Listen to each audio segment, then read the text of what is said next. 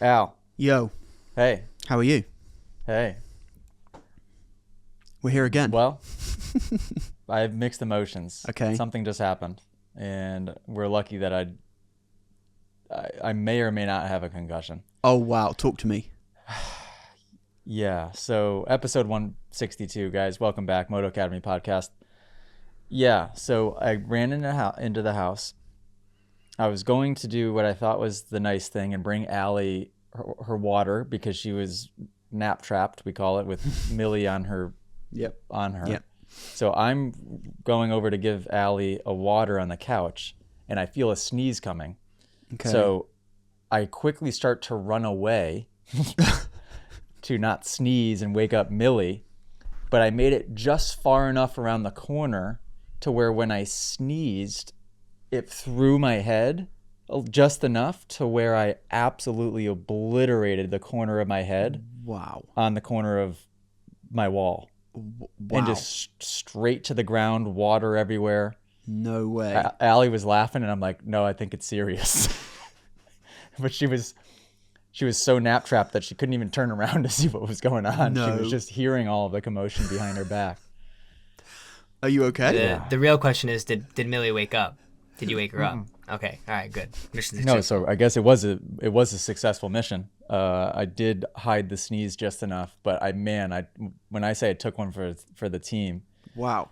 Yeah, I mean, that's hardcore. There is an egg and a half on my head. The hardest I've hit my head since my last concussion.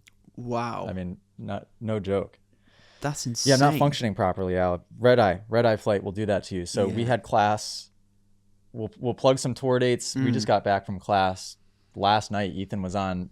I connected twice. So Ethan and I left from Boise, Idaho, flew to San Francisco, which is 2 hours the opposite direction of home. Then went San Francisco to Washington Dulles, which is coast to coast, and then landed that at, I don't know, 5:30 a.m. and then had to wait until 8:30 a.m. to get on another flight. Wow. Back home. Okay, so first question, Yes, why? Why? Yeah, well, so we had a choice of, okay, we could either just sleep like normal people and wake up and then get on a flight today, which would have been one connection, but you get home at like 6 p.m. Yeah. So Yeah. for me, at least, it's a no-brainer I'd rather run myself into the ground but spend the day with Millie Yeah. than miss a day just so I could get some sleep. So I get it. Worth it, but I did also, I mean, I can't really complain because on my coast-to-coast flight, I had a whole road to myself and I was able to lay down. Oh, sweet. And I slept for a good bit of it. So yeah, it absolutely could have been worse. But when I hit my head on the wall just now, I was like, it was one of those moments where I'm like, am I dreaming? Like, what was that? You went to like an astral plane. Yeah, well, I might have died. Wow. So we might be in a parallel. Yeah. This could be just different. Things are different You now. just jumped to have you seen that Yeah, film Jumper, when they could just jump to different kind of parallel universes? Maybe you've done that. Have you ever had that moment where you've crashed so hard Oh, 100%. that you thought maybe there was a chance you died and you're just living a different reality now? Oh, 100%. Like, yeah, without a doubt. Okay. Without a doubt. Because I've had that many times. Okay. That can't be good. That can't be good. No, maybe that's a dirt bike only. That's a dirt biker only type of problem. Yeah. So we got some exciting classes coming up, right? Where are we going? We are going everywhere. Yeah, I think. Where are we headed? Everywhere. So we're going to 74 MX. That's in Florida. We've got South Fork. So a little sight lap for our. Yeah. That's a sight lap. Correct. That's going to be our very first 2026. Yep. 5-day camp. Yep. In January. Correct. So that would be cool. And I was just sight lapping at Skyline in Idaho. Oh. And I'm going to totally just interrupt you right here. Do it. The property. Perfect. I'm always so in and out because the single day classes are so hectic that I'm focused, I'm with the students, and then I'm running to get to the airport as quick as I can. Yeah. But this was a good opportunity for us to do a little tour. Ethan had the drone up in the sky, getting some good shots. They just had a professionally built arena cross track done under the lights that looks like an absolute blast. Nice. So he's all excited for us to use that. Yeah, cool. And then he pointed out, I didn't realize there's 3 other tracks there. So there's a mini track, there's a vet track, and then there's They call it the jack track, the intermediate. So Yeah. like novice track. okay.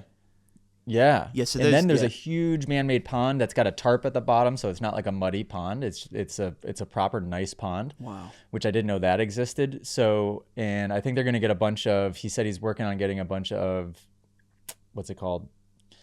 RV hookups in time as well. So, and it's only like 20 minutes from downtown Boise. So good. That one's going to be, it's going to be really, really cool. Yeah. So I love big properties like that when you can spread out and get stations rolling. And yeah. that So one's gonna be super exciting. Rick and Shannon, I believe. Yeah, Rick and Shannon. They're amazing people too. They're great to work with. So I've really, really enjoyed kind of locking those camps and classes in, which is awesome. And that place just looks beautiful. So yeah, love that.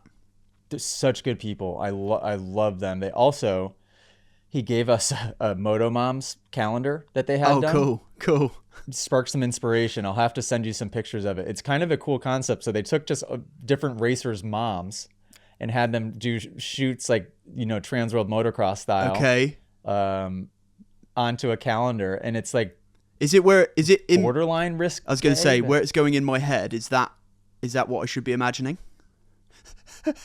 Well, no, it's appropriate, Okay. but it was like done in a way to where it's right on the borderline of, I don't know, it's just cool. It's a cool concept. Yeah. Now, I don't know if it's something that Moto Academy could do per se, like that, but I do like the calendar idea. Yeah. And the Moto Mom idea was kind of a cool concept, I thought. Yeah, that It is made me cool. want to move to Idaho. So if that does anybody justice. Also, Austin Bot, if you're listening, they have a 1.5 enduro loop. So Sweet. Oh, that too. yeah, Sweet. it's pretty cool. Yeah, that Yeah, so camp's really gonna be cool. insane. So anyhow, Al, you were saying we're going to 74MX. Yeah, 74 So that will MX. be another location. Yeah, then we're going to South Fork in Virginia. Ooh, We're going. that's a me one. Yeah, we're then going. It is. That's a U class. That's on the 14th. We're then going to Switchback, which is in Pennsylvania. We're then going to River Valley, which is Texas, I believe. Ooh, Then we're going to that's a good one. NC Motorsports Park, which I believe is North Carolina, NC. And then we go to Hart Bar, which Should is New Mexico. That's going to be cool. That's going to be Is cool. that a me one too? That's a U1 too, yep. That's the 21st. Yeah, cool. And then on the 21st, we are also in Spain at CDG facility with MX2 World Championship runner-up Kaida Wolf. So that's going to be insane. Then we go to Dodge Very City. cool. Yeah, he's been doing some cool stuff too. Yeah, so his shout out content's great. Alessandro because he'll be with Kai that day. That's going to be a good one. Yeah, that's going to be That'd awesome. be a good one. And then we go to Dodge City, which I believe is Alabama, right? Is that right? Sounds it. Yeah. What's the initials? AL. Or yeah, Sweet. Alabama. Alabama You for got it, Al man. for Alabama. Man. Yes. I'm getting good. Yeah. And then we go to Facility 15, which is New Jersey. That's on the 24th. And then we're at Elevation Sure MX in North Carolina again. That's on the 28th. So we're killing it. Wow, those are all in November. Yeah. Yeah, we're killing it. We're stacked. Look at us. Oh, yeah. Yeah. Yeah, cool. Go sign up. Don't wait. Sign up. The weather's been quite good, knock on wood, this fall so far. So I think, yeah, we've been getting pretty lucky. We've definitely been getting pretty lucky. So, So how did you... let me tell you a little bit more about my day today. I was going to say, yeah, talk to me. I want to hear all about it. There was loads going on, so I want to hear all because about something it. else just happened that I thought was kind of cool. So we loaded the family into the Polaris. I don't know if I've talked about this in the podcast yet. We bought a side-by-side. Ethan, did we talk about this Yeah. yet? You talked about purchasing it. I don't know if we talked about actually getting it quite yet. Okay. So we loaded in, threw Bear in the back, went for a ride in the side-by-side. And as we were out there and trying to like backtrack and make our way back, there was a whole bunch of dirt bikes that flew by going the opposite direction. Yes. So as we get closer to the street, Allie goes, is that the DEP? And I'm like, yeah, I think it might be. So DEP is Department of Environmental Protection. Okay. Basically the police of the woods. Okay. Right? The Karens of the woods. Yeah. So I'm like, figures. We've already got pulled over by the DEP last week. Oh. So, and like, what are the chances that, there's people that live in this neighborhood that have never seen the DEP in these woods in the last 5 years. Wow. And so I'm 2 for 2 weeks in, and pull out. He's sitting right there. So I stop. He's super nice. He's like, hey, did any bikes just fly by you going the other direction? I was like, yeah. Are they running? And he goes, yeah, I think so. And he's like, did you recognize them or know who they were? I'm like, no, actually, surprisingly, I ride dirt bikes, so I know most of them around here, but I go, I don't know who they were. And he ended up giving me his card because he wants to talk to me about training some of their guys on two wheels. That's cool. Which is cool. So not only did I not get a ticket, but I, maybe got a good contact for a business contract. That is very cool. That is very cool. I mean, I was thinking the second you started telling that story, I thought he might have pulled you over because you were shooting risque calendar shots for the Moto Academy calendar, but it wasn't that. No, not quite. Not quite. Yet. So talk to me about us over for that. Talk to me about Skyline, because it looked insane. You had, I hear we had Stephen Coulter there, right? Yeah. That guy is so cool. Stephen Coulter him. Oh, he was how I hoped he would be. Yeah. In person. Yeah. He went to class with Coach Mitchell a couple of weeks ago, which it wasn't on our radar beforehand. Mm-hmm. So Mitchell gets there. Mitchell, has a great day with him. He reaches out and goes, hey, just want to let you know, like, Stephen Coulter was here today. He's 19. Stephen has Down syndrome. He did a bunch of stuff at Loretta's with Star Racing and Deegan, and did like the track preview, I think, with Kevin Windham. There was a bunch of cool stuff they had him doing. Yeah. And so it was not on our radar that he was coming to class. Came, spent the day, had a blast with Mitchell, and then they also signed up for Skyline. Oh, amazing. For my class yesterday. So what we did is the team had a great idea to come together. We've been working on an offer for an all-access camp and class master pass, basically, like a hard card that will get you access to any camp, any class, anywhere in the world for us in 26. We had a season's pass in 25, but it was limited to just classes, and it was only for one person as well. So we have a family and friends version of this all-access pass. It's coming out in 2026. That is super exciting. So what we did is we were like, let's surprise Steven, make him the honorary first hard card of 2026. So we printed it out. We bought this cool, you see this pass, like, I don't know, printer. Yeah. That we've got like Moto Academy lanyards. It's the real deal.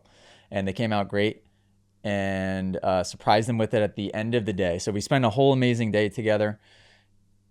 He's awesome. He reminds me a lot of Tate.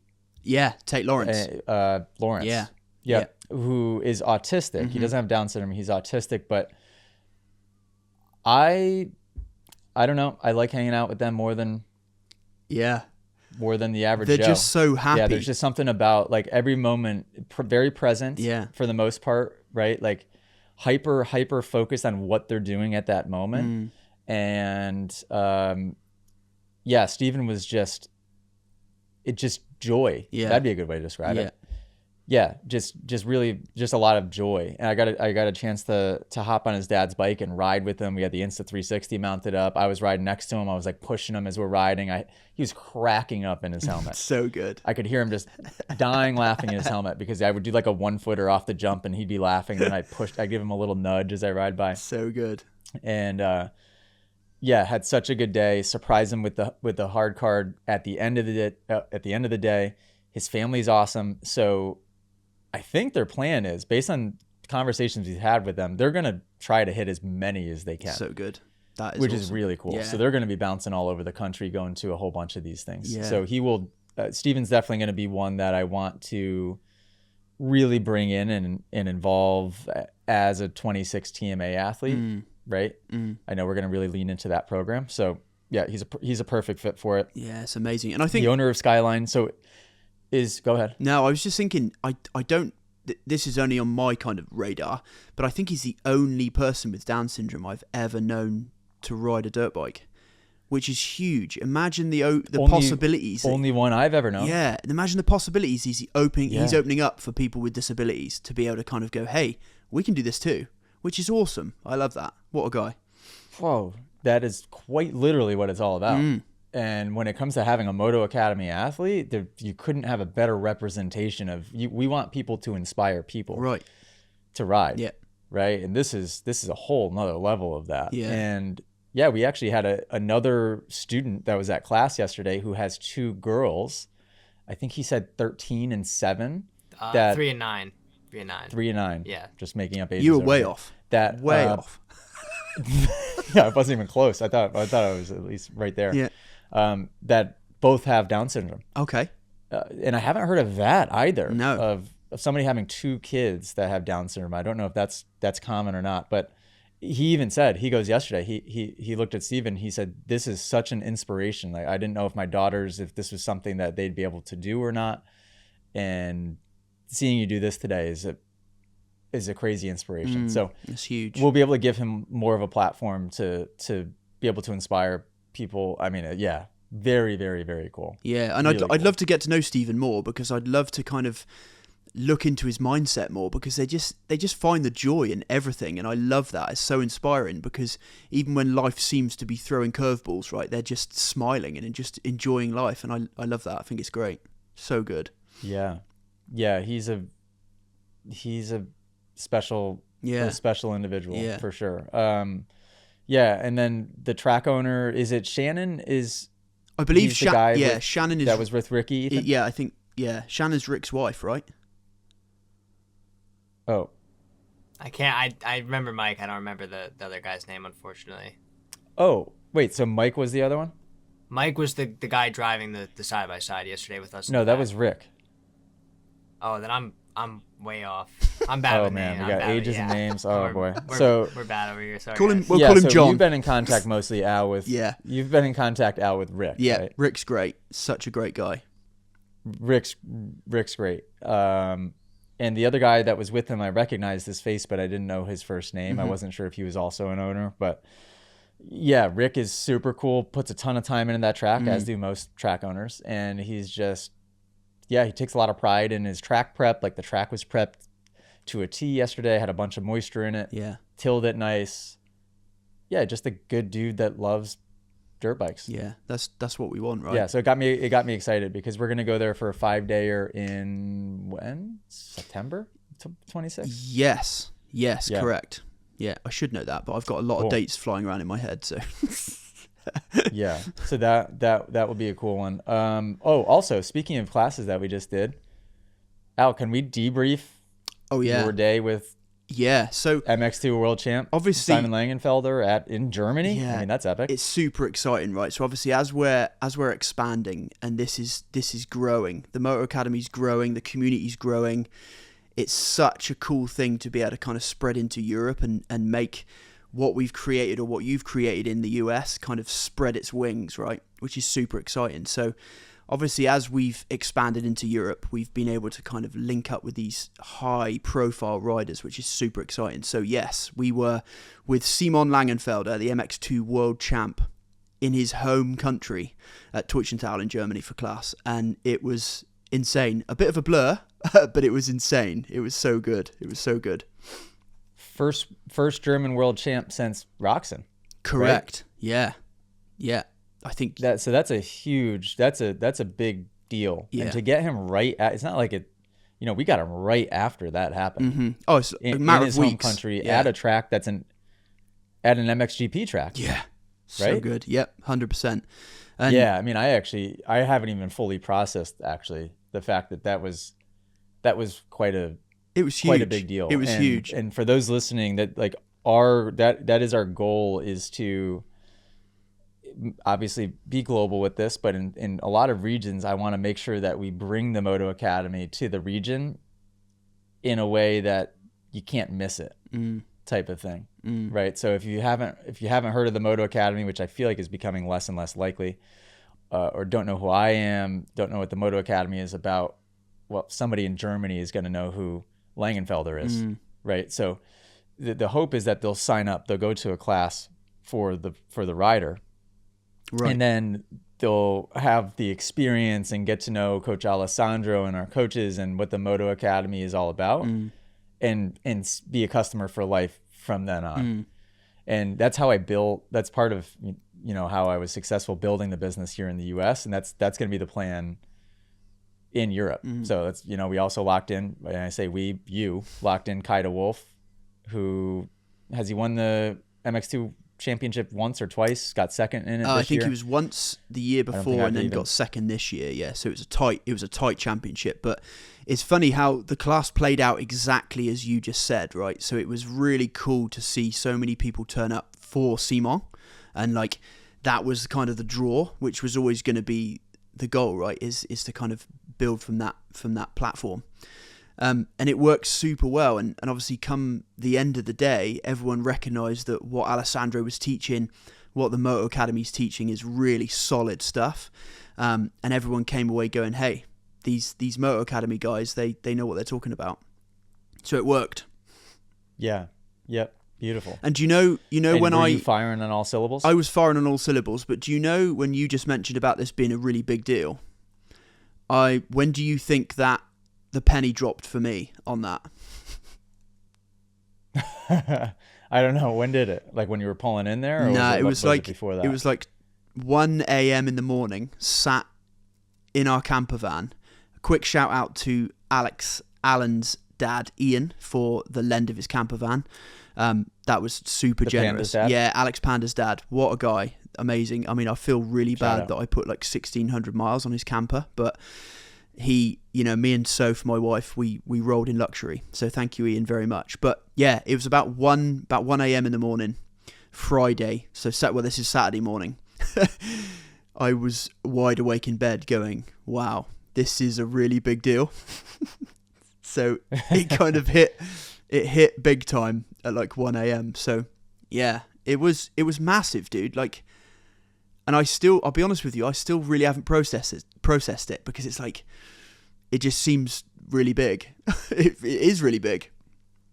Yeah, you're gonna have more and more and more of those moments, and you don't become numb to it by any means, but you just you don't ride the emotional roller coaster of it as much. So you have less of a high, Yeah. and you just kind of keep on trucking. Yeah. It's cool. I think that I hope that one day I can really sit down at a campfire and tell some stories. But for now, it's like, yeah, the moments like that kind of keep happening. Yeah. Yeah. And yeah, I'm grateful. Yeah. It's cool. I've always your early days with the Moto Academy too. Sure. So it's like you get kind of slapped in the face with these things that happen. You're like, take a second to look around. Oh, okay, this is pretty cool. Yeah. And I often think like, you can sometimes, I think for a lot of us, we always think to ourselves, I'm really not ready to face that, right? And I'm really kind of not ready to progress there, or I'm not ready to experience those things.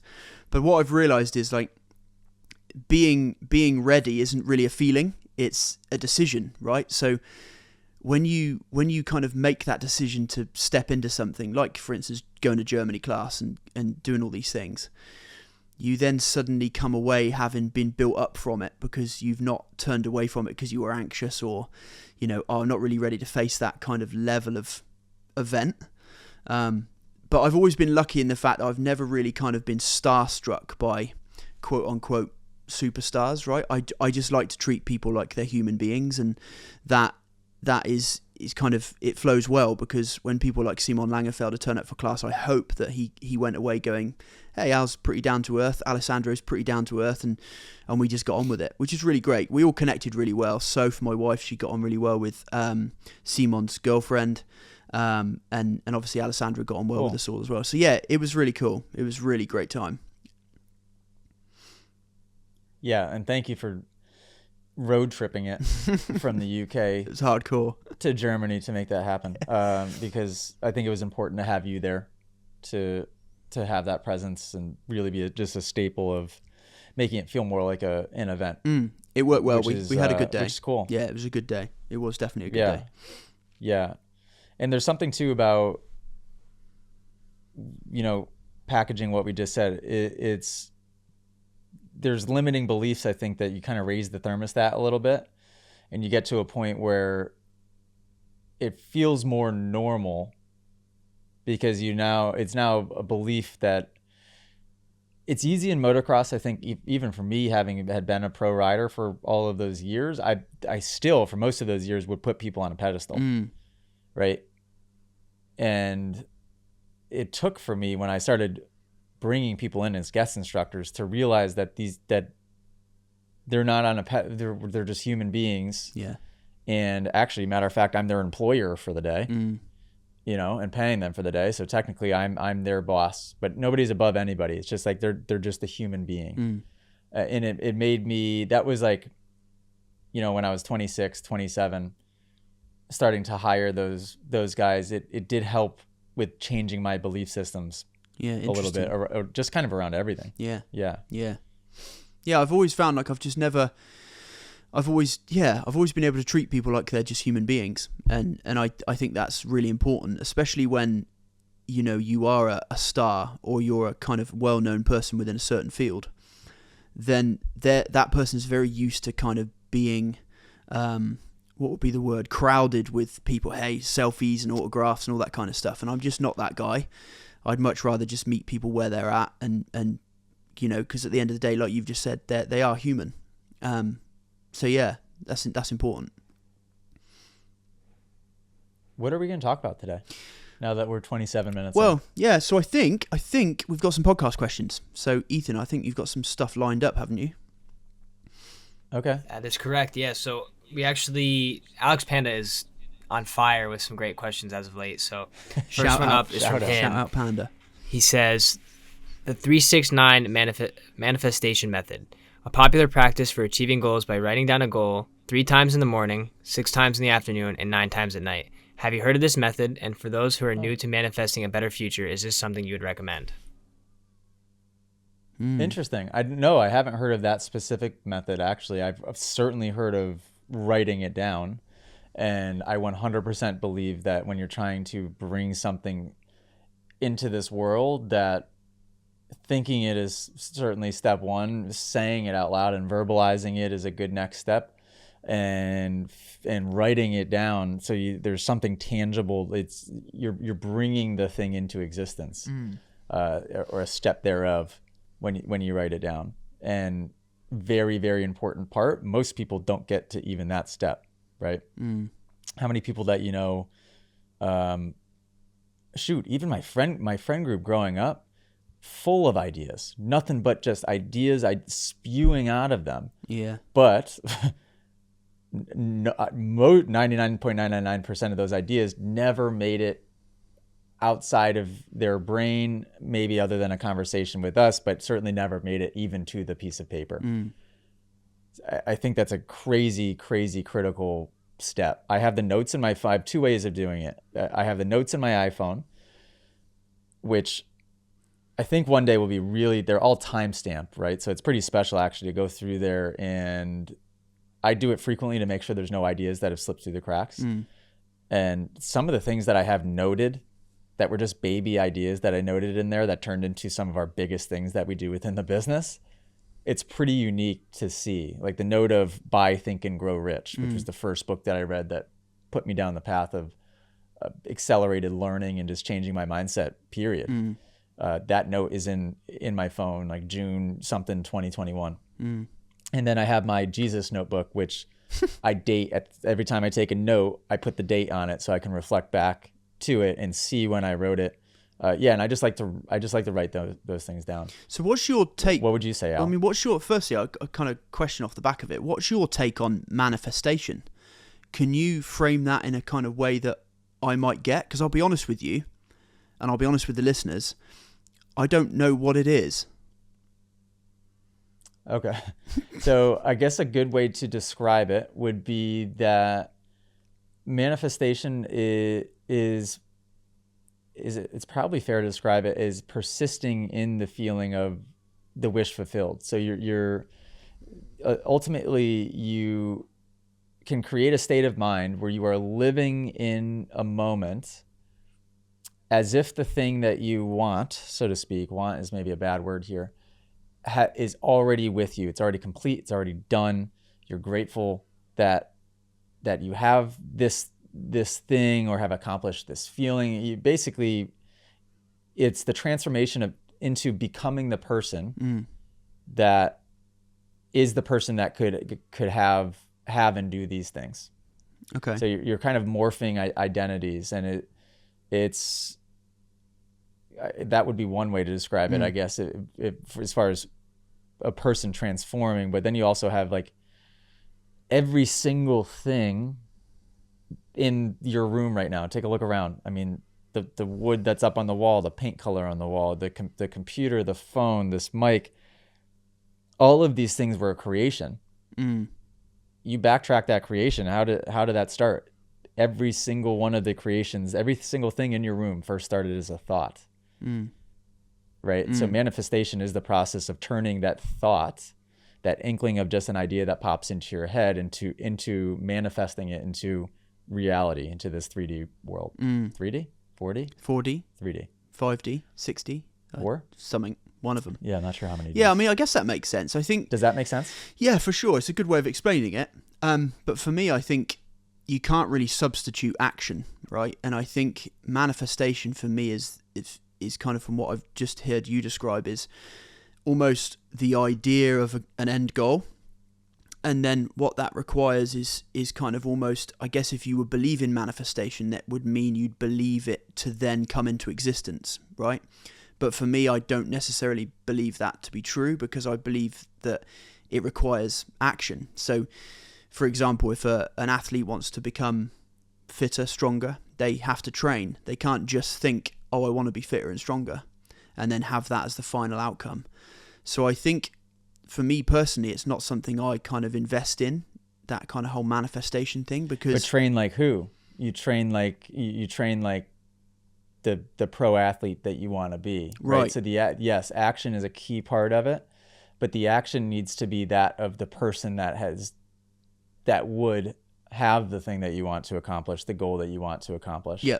I heard a quote from, I think it was maybe it was Jim Rohn, who was Tony Robbins, one of Tony Robbins' mentors, and he said the goal of being a person that can earn $1 million, it's not important to have the material item of the $1 million, but it's for the person that you become that has the ability to earn that type of money. So that's why the process is worth pursuing. And yeah, the action needs to be, though, it can't just be action based on your limiting mindset that you have now, or else you'll always just kind of be paddling two different directions. Because you'll be trying to outwill your subconscious belief. Right. So if your subconscious belief system is here, and you're trying to work hard and be analytical and be smart and do the right thing and make connection, it doesn't matter what you're trying to do, what action you're trying to take, you're going to bump up against that subconscious belief ceiling. Or if you go above it, you will then self-sabotage or do something to bring you back down and to regulate that thermostat. So if you drop way below it, you'll raise yourself back up subconsciously, or if you go way above it, you'll lower yourself back down subconsciously. So the goal is to make sure you're bumping up those limiting belief systems and forming new thought habits as well with the action. Yeah, that makes sense. Does that make sense? Yeah, for sure. I mean, I think even with that kind of that padding you've just put into that kind of description, although super helpful, I'd always still kind of fall back to the action thing. And again, following the guidelines you've just laid out, it would be about kind of upping myself cognitively and mentally, and recognizing what I'm able to achieve and what I'd like to achieve, right? And seeing my kind of where my either physical or mental limits would be within that, and then working out how I progress from that. So although manifestation is a thing where I guess you would think something into being, I definitely still hold on to the fact that it would require action. And for example, I can think about cutting this desk in half, right? But I then have to go and pick up a saw and saw it in half. So they're kind of one of the same thing, right? They're coupled together in the same action. So you can manifest and also physically produce something as well. Do you struggle with procrastination at all? 100%. 100%. Okay. Yeah, really, really badly. In fact, it's something that I've kind of wrestled with since starting with the Moto Academy, because I work for the Moto Academy, I'm not able to procrastinate. Whereas before, when I owned my own company, I was the stopping point, right? I was the buffer. It didn't get higher than me, so I could excuse myself from getting stuff done. So 100% I struggle with procrastination. But now I work for the Moto Academy, I can't procrastinate, and that's a real battle. Yeah. Well, because you're part of now a collective conscious belief system. Right. That is above maybe what yours is, so you work to that, and you don't have a choice. So which is good, I think, because when I was listening to a podcast this morning that was talking about taking action, and it was saying, well, a lot of people face the resistance of procrastination for two key reasons. Well, three key reasons. One being a limiting belief system that is in place that stops you from doing the thing. Two, fear, which is kind of the same thing. So fear would also be like the fear of success. And a lot of people are like, well, what does that mean?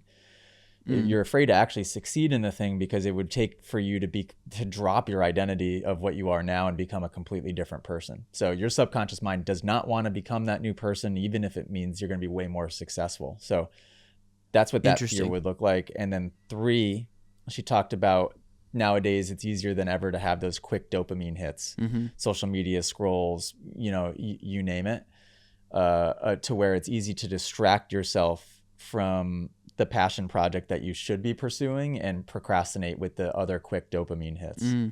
But the two key ones being limiting belief systems that you have in place and fear. For sure. And I think for me personally, I'm a pretty simple guy in the sense of it's ironic because I'm actually an overthinker, but I'm actually quite simple in my kind of execution of things. So kind of steering back to Alex's question about manifestation, again, I think that would probably cause me to overthink if I was thinking about structuring my day around that kind of process. And I'm kind of, again, I'm probably sounding like a broken record, but I'd always go back to that action. Like, I'd rather just kind of get something done, excuse me, than think about how to get it done, if that makes sense. Yes. So real quick, I looked it up. The definition of manifestation is the practice of turning ideas and desires into reality through a combination of focused thoughts, emotions, and intentional actions. It stems from the belief that by aligning your mindset, energy, and behaviors with your goals, you can attract them into your life. And then the psychological approach is manifestation is seen as a way to increase motivation and achieve goals through belief and action. For example, consistently focusing on a goal can make it more likely to act on opportunities and overcome obstacles. So is very much a power of belief, but also taking that belief, turning it to motivation, and taking those actions, right? So it is impossible without actions, but I think the power of the thoughts come first. So this is the problem, Al. So and thank you, Ethan. So that ties back to what now you just said, Al, which is you worry about and struggle with the how. And the how, that this is the problem of an analytical thinker. The how is not your problem. Yeah, I know that's hard to kind of accept. It's hard for me to accept sometimes, but the how isn't up to us. The why and the what can be up to us. How we get there, it always ends up being different. Yeah. Different than what you expect. There's so many things out of our control along the process, right? Oh, yeah. And if you let go and accept that, then that's fine, right? Because you know that if you're doing what Panda just said and writing the things down and really visualizing that wish fulfilled and that future, whether it's 3 years, 5 years, that number is irrelevant. But as long as you're visualizing something and and feel that that's what you want, and that's where you have that feeling so memorized that it feels like you're there now, you will be guided with the right decisions. Yeah. To be able to take the action to get there. So is desire different to manifestation? Is what? Is desire different to manifestation? Is desire and manifestation different? Yeah. Desire. Oh, I'm not smart. I didn't sleep last night. You can't get super crazy deep. Oh, we can. And I also just got a concussion when I sneezed and banged my head into the wall. Sneeze stroke. Mate, unbelievable. It was so aggressive, like the snapping back of my head when I sneezed and the fact that the wall was right there. Yeah. I'm just now starting to get a little bit of a headache on the opposite side of my head. Oh, wow. There's damage. Don't deflect. Back on topic. But let me talk about a little bit about not worrying about the how, because I think that this is so important. This is when people write stuff down and try to, think about the idea of manifestation or think about the idea of meditation and visualization. It's extremely easy, from my personal experience at least, to get distracted and caught up and immediately thrown off track by worrying about how. I think that's how most people would get derailed when they're trying to visualize, manifest. Well, to be honest meditate. though, just to jump in, like I think my part of the kind of visualization of some things, for example, I'll visualize a goal. The how would usually be part of that process in my mind. So I would usually think to myself, okay, I want to get to X, and then all the stuff in between kind of starts to fit in, especially when you kind of have more of a creative mind. And obviously I've grown up using my hands, and I'm a shoemaker, so I'm quite creative in how I operate. So usually if I desire an end result, which is why I asked about desire and manifestation, if I desire an end result, the how usually comes in between that kind of final goal and the start point, right? And then as I move along that path, the how slots into place. Yeah, spot on. For me right now, like designing the Moto Academy, there's a lot of things that I don't have a clue what the next year is really going to look like to get us there. I know what it looks like, right?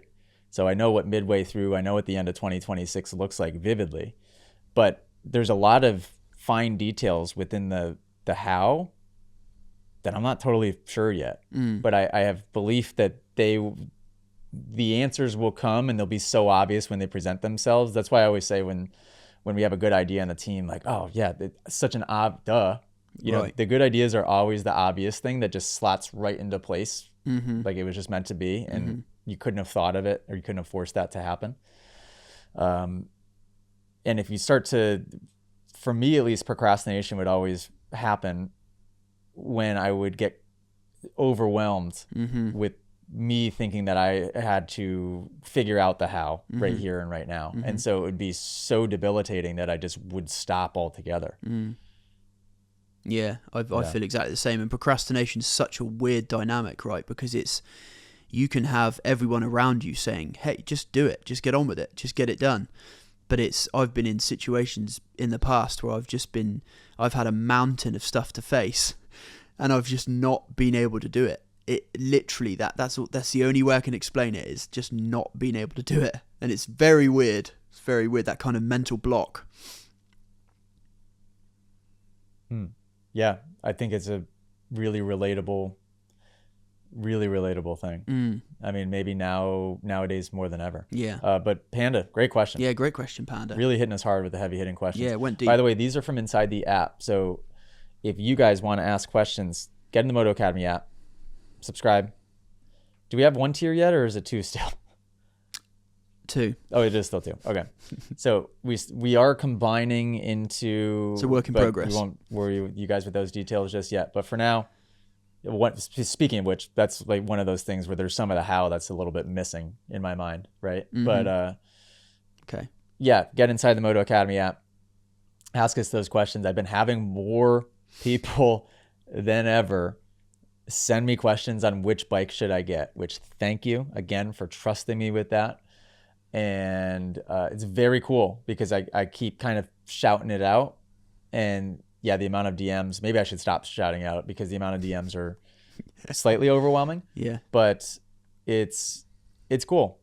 Love that. Because if you're going to spend, $6,000, $8,000, $10,000, $12,000 on a dirt bike, then it's nice to have peace of mind that you're making the right decision. And that somebody with some experience could, give you a thumbs up or thumbs down on which direction you're headed. Yeah, I agree. Ethan, hit us with another one.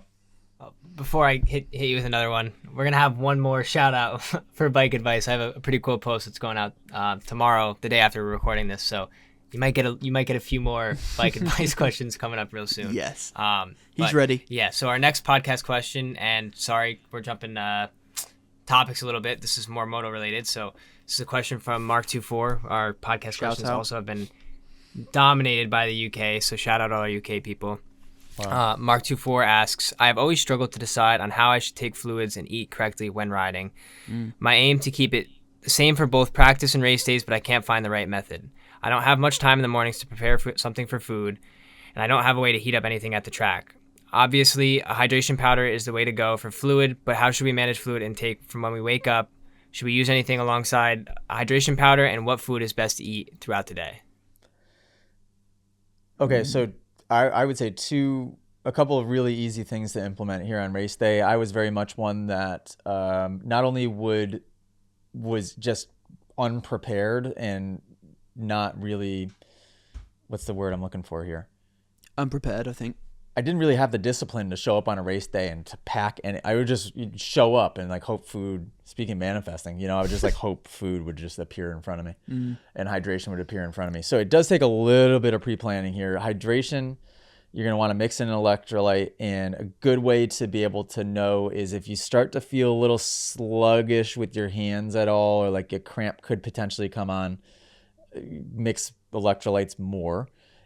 I don't like to end up going that direction. I like to actually go the opposite direction, which is if my mouth starts to feel a little bit dry, then I know that I've had too much salt intake and I've gone too much on the electrolyte side. And then I'll kind of wean off and mix it lighter for the rest of the day.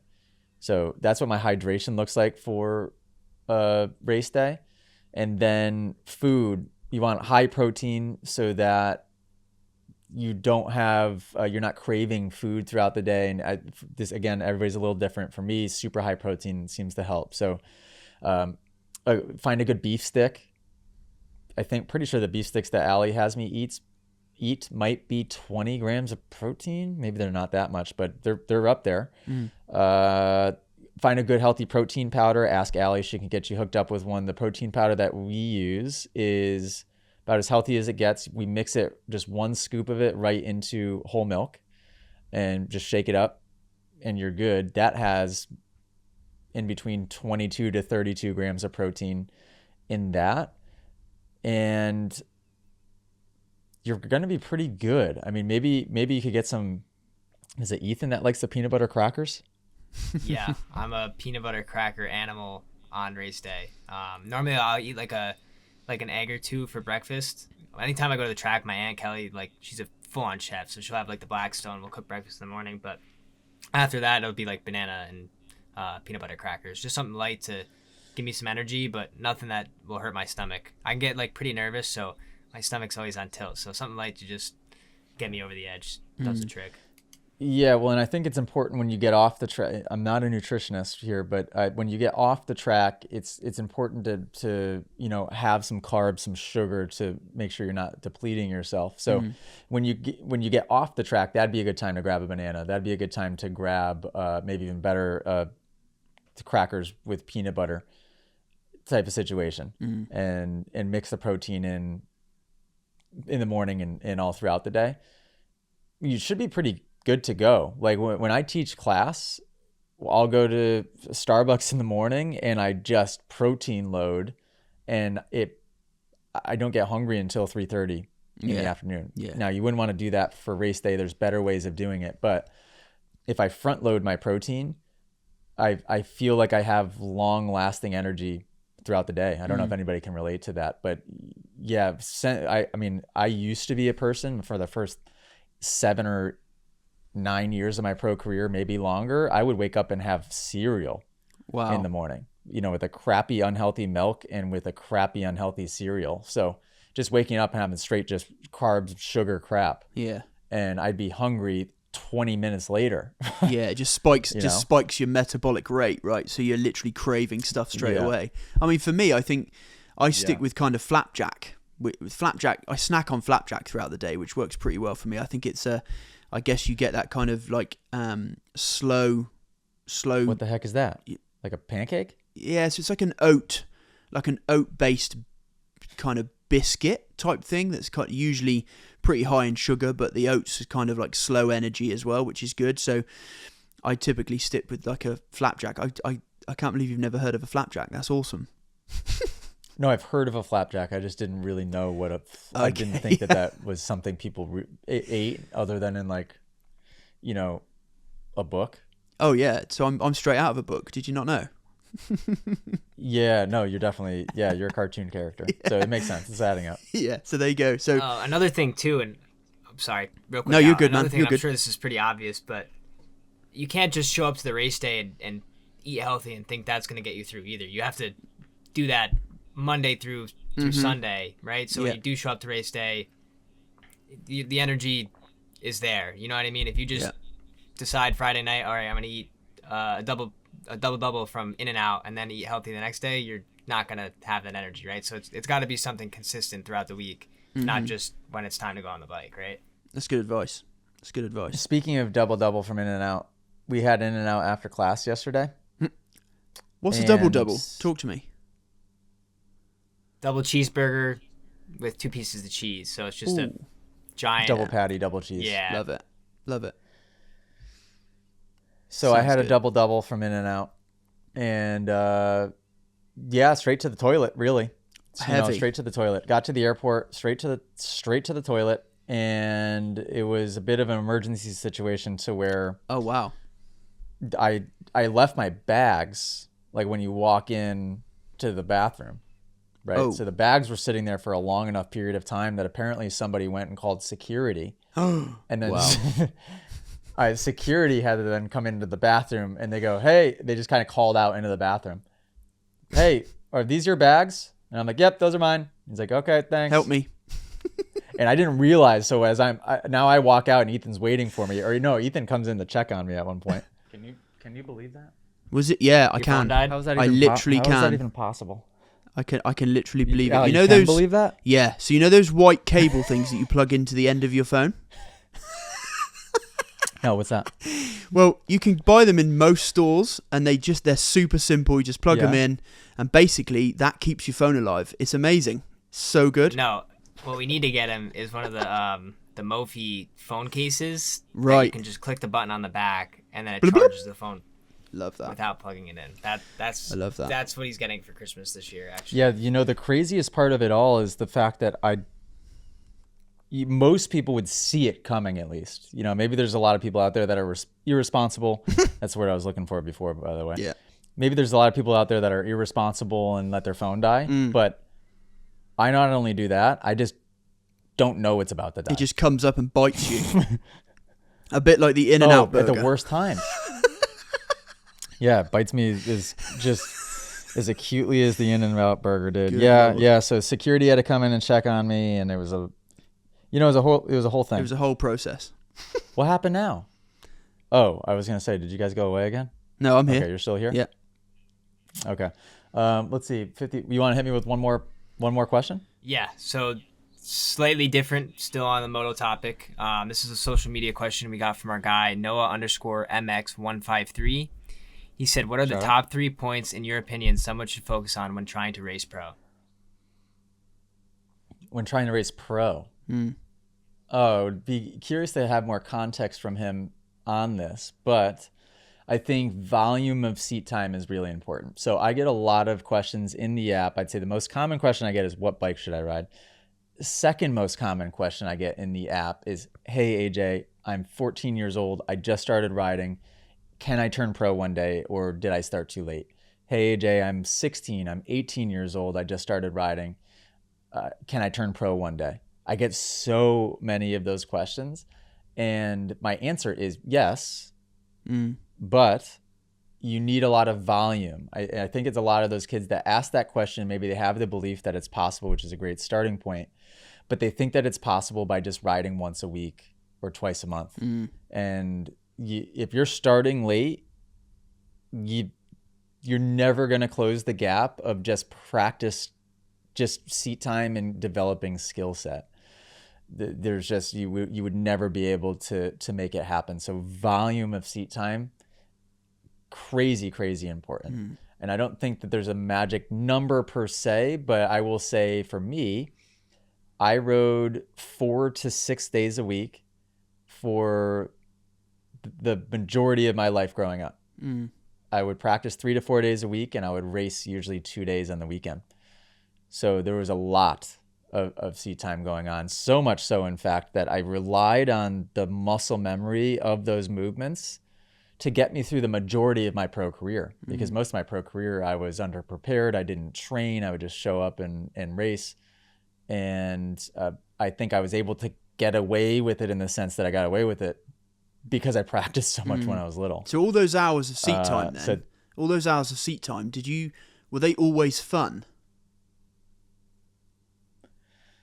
No. I mean, I was pretty. It was a good balance, because my dad had a interesting way of kind of. It always felt high pressure because I was always afraid of him, but at the same time, he was okay with me making it fun. I talk about this a lot, I think, on the podcast. I was allowed and in fact encouraged to learn freestyle tricks. I was allowed and encouraged to practice whips and scrubs. The only thing that my dad really didn't like was the goon riding, because I remember one time I crashed pretty hard doing a scrub. Oh, while goon goon scrub, riding. yeah. A goon scrub, and it ended up kicking back the opposite way. Oh wow, as it does. Sounds like my scrubs. And maybe some people can relate to that. Yeah, where I just went to scrub this way and just went the complete opposite way. Yeah. And crashed pretty good doing it. And my dad was not pleased about that. But then again, he was not pleased anytime I crashed. So I don't think that really mattered. But a lot of it was playful riding, and I learned so much bike skill that I rely on to this day. Yeah. I did something at class yesterday at Skyline, and as I was doing it, I thought to myself, I'm like, wow, I learned that when I was 9. That's cool. Crazy to think about. And not only learned it when I was 9, but maybe haven't even done it that much since. Yeah. It's just like you learn something at a young age like that, or just imprint it and do it so many times that you never forget it. Yeah. It's like the saying, it's like riding a bike. It does come right back. So volume, number one most important thing if you want to be a pro. Ethan, have you raised your hand? Oh, are you raising your hand because of our time cut? Maybe. What would you say, Al? Anything else kind of obvious come to mind to answer that question? To be honest with you, I don't think I'm qualified to answer the question because I'm not capable of turning pro. But I would say that I'd say you are. Jumping back to my point of, you think I'm capable of turning pro? Some might say opposite, but I appreciate the gesture. Thank you. But I think you'd have to ride a lot. But how old are you again? I'm 40. In 2 years of practice, I could have you qualify for top 40 in a Supercross night show. Yeah, and I think 100%. At 42 years old, just learning Supercross at age 40, 100%. I could teach you how to hit whoops. Do you remember I offered that? Do you remember we talked about that? Yeah. Yeah. We should still do it. Yeah. We should still do it. Right. Maybe you're right. But I think jumping not too late. We got time. Yeah, we got time. Jumping back to where I said about fun, I think I often quite jump to that as a response to people, like, hey, just have fun. But I'm not actually sure what that means, and I think that's the reason I asked that question, because I think we sometimes put a lot of pressure on ourselves and other people around us who are riding to have fun, but sometimes at a race no one knows what it means. Yeah, you can't have fun because it's not fun. It's high pressure. The adrenaline's pumping. You're anxious. You're scared, right? So having fun is just the least prioritized thing on your list. But yet we always jump to it and go, hey, you should be having fun.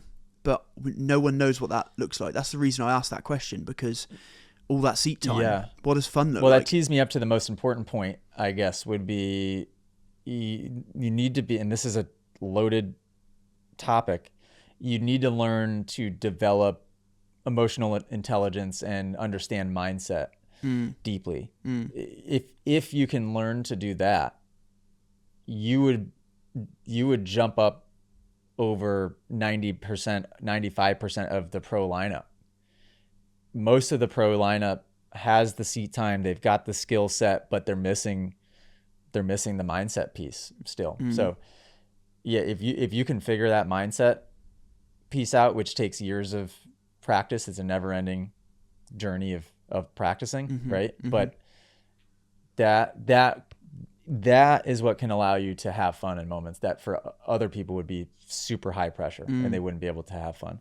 Giving somebody the advice to have fun is confusing, frustrating advice, and it doesn't make sense, I think, for a lot of people.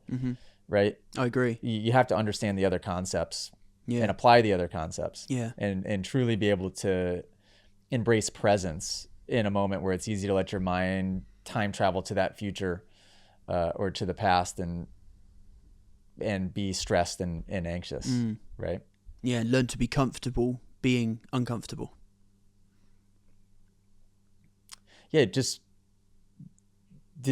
so many different techniques, but honestly, just detaching from the idea of any expectation of any one thinking whether you've done good or bad. Or we had Elsa in the live stream last week talking about expectation, and she didn't want to let her dad down, right? So if you can release all of that, if you can figure out a way to let go of all that, which is possible, by the way, then you are free. And when you're free, you're free to be present in this moment. And that's when we've all experienced this at one time or another on the dirt bike, or maybe doing other things, right? Usually by accident, and we can't replicate it again.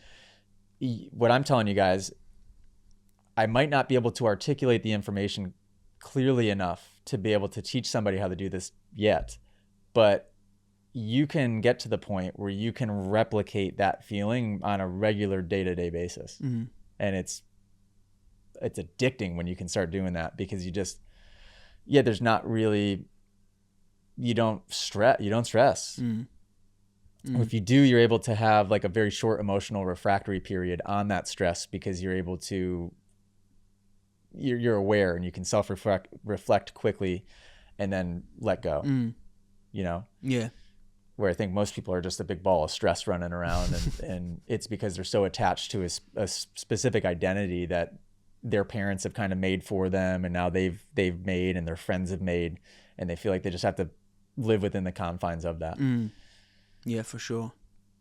And I think for me as well, I've been an overthinker.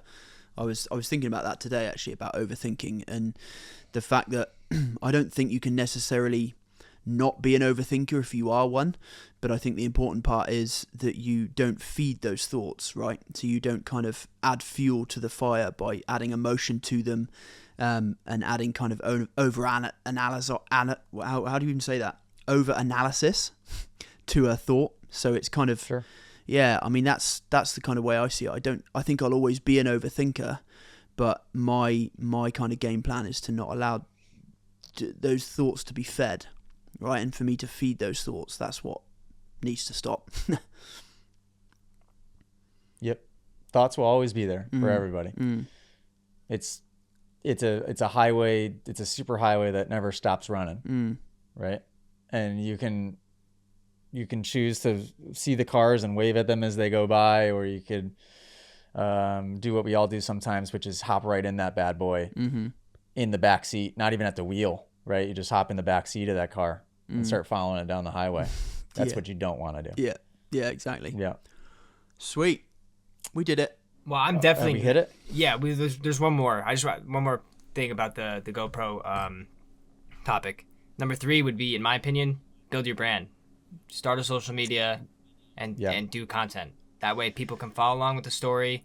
You build your brand and you become more known, right? So it just makes things easier down the road when you do get closer to becoming pro, whether it's getting sponsors or support or whatever the case may be. I think content would be huge for somebody. And not to mention, if you are that 14-year-old kid who wants to go pro, and you day one to the day you make it happen, that whole story is there, and people have followed it that whole time, right? So I think content could play a big part in becoming pro, not only to make things easier, but you build a fan base so that when you do come in, you're already there, Yeah. 1,000,000%. And you might find a path along the way that isn't pro racing, and maybe it's something adjacent to that, like what I did, right? Like, think about the Moto Academy and the fact that it's not that old of a business. We're a multi-million-dollar business that, if I take a look around at my peers, most of them are still racing professionally, if they're lucky, making $20,000 to $60,000 a year risking their life racing dirt bikes. Now, do I still want to come back and race? Definitely. But because I had the wherewithal to begin brand building, it didn't take that long to now own a business that will, I mean, I don't have to worry. I'm set for life, essentially, right? As long as I don't blow this thing up, I'm set for life because of 5 to 7 years of like really, really hardcore brand building. Yeah. And anybody can do that, and you can do it in follow your niche. So lean into what you think makes you, and lean into it. I think a lot of people avoid the niche because they think it's too specific, and they think, well, who out there would want to, who would be interested in this product or this thing or this storyline? But that's where you really can make big money is sticking into a niche instead of being general and broad. If that makes sense. We've done it, guys. Episode 162. Yep. Thanks for the great questions, everybody. Thanks for everybody in the Moto Academy app. Ethan, can you do me a favor? Do you want to quickly pull up some app people? Yeah, we'll do. I could do it on my phone. What we can do. Let me screen share just so it'll make it easier for the edit. But we'll do new members because I think the top members list is still kind of fudged up. Oh, is it? Yeah, it's showing people who definitely are not high engaging. No offense to them. Okay.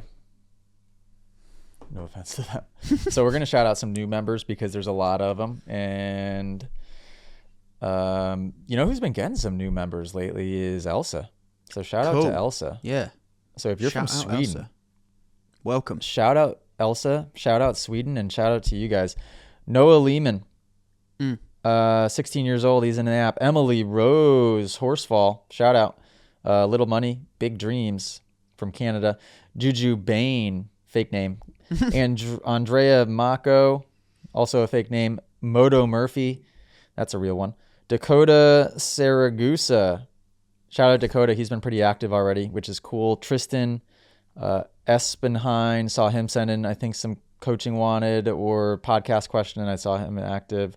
Eric Hardcastle, Marco Pazulik, Sierra 17. Oh, hang on, is that Kyle? That's Kyle 17's it's gotta be better his half. girlfriend. Yeah. Oh, it is cool. Jeremy Miller in here, USMCA coach. I know he's asked me bunch of coaching questions, which is cool. Christian Feinberg, Connor Scolian, Adam Rochard. That's wrong. Josh Olivas. Oh man, I'm getting worse and worse at this. Olivas. Cam H. Dan Engelbright. That's wrong. Amir Jacobs. Tom George. Donald Barney, and I'll shout out 2 more here. Who we got? Carvin Richardson. I saw Carvin put in or DM'd me the other day, so shout out Carvin. Benjamin Camoro and Braden Matney. Amazing. New members absolutely out the wazoo. Amazing. And yeah, we love you all. You guys all. are the best. Don't be afraid to message us inside the app. Send Al a message. Say hello. Do it. Send in some coaching wanted, which you guys have been doing a great job of. Study yourself on footage. Have somebody film you. Creating awareness about what you're doing around what you're doing on the bike is, maybe arguably the most important thing you can do. So when you go to the track, have your mom or dad film you. Have a random stranger film you for 5 or 10 seconds. Post it into the Coaching Wanted feed, a community feed. Use that hashtag Coaching Wanted in the app, and you'll get feedback from. Who are they going to get feedback from now, guys? Me, everyone. Coach Mitchell, Coach Ty, Coach Elsa, Coach Alessandro, Coach Premix Papa, Coach Alessandro, Bert, for sure, Bert. 100%. I mean, you'll get feedback from 7 to 10 qualified individuals with accurate feedback and next steps, which, what a cheat code. I mean, I wish I had that when I was growing up. I was just guessing the whole time. All right, cool. I've got 2 minutes until an important phone call. Sweet. Let me prepare for 1 minute for that. Good luck with Billy that. just woke up as well, so that should go smoothly. Episode 162, we've done it. Al, thank you. Thank you. Ethan, thank you. Moto Academy, thank you. Toodaloo.